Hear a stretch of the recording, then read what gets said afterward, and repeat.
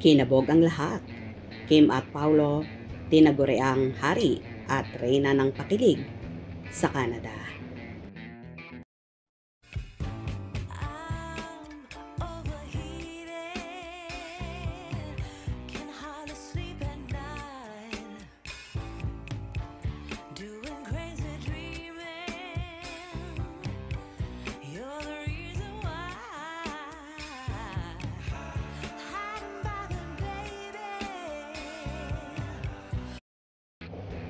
Tila nasagot na ang lahat ng Kim Pao tandem ni na Kim Chiu at Paolo Avellino.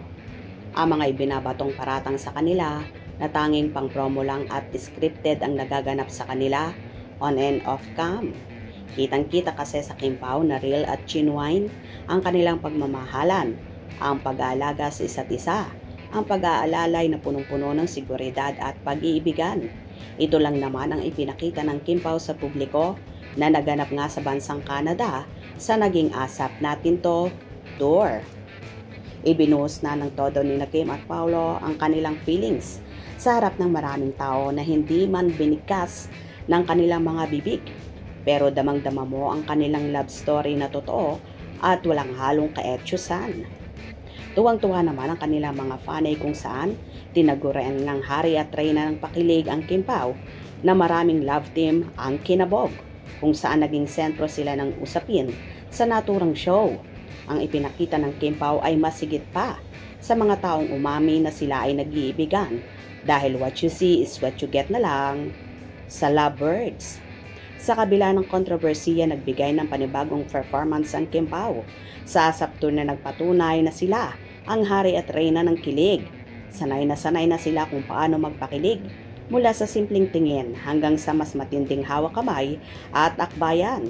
Natural na natural ang kanilang mga galawan at tila hindi na kailangan pang umarte. Ang chemistry nila ay totoo, hindi scripted.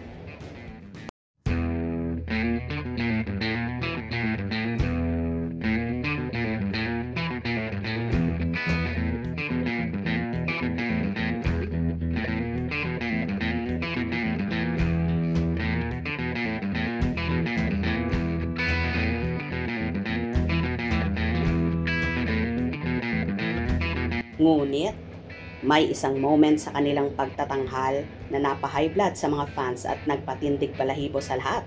Sa awitin nila na may kasamang rap, gumawa ng sariling lyrics si Paolo Avellino. Hindi ito scripted.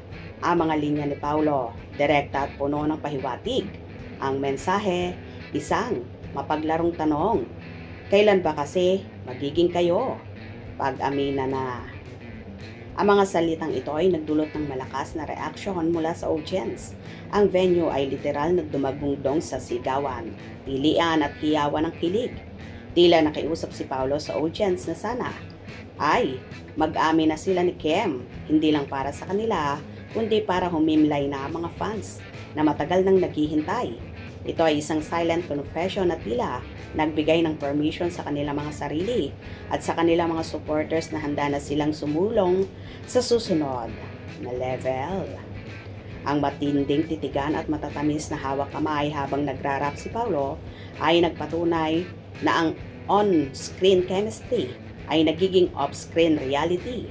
Sa harap ng maraming tao, ipinakita nila isang matinding connection na walang bashers ang makakasira. Ang performance na ito ay hindi lang entertaining, ito ay declarative.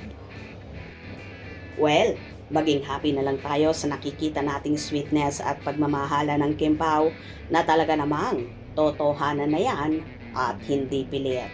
Agree ba kayo doon mga ka-Kim Paolandia? Hope you enjoyed. Please subscribe for more info.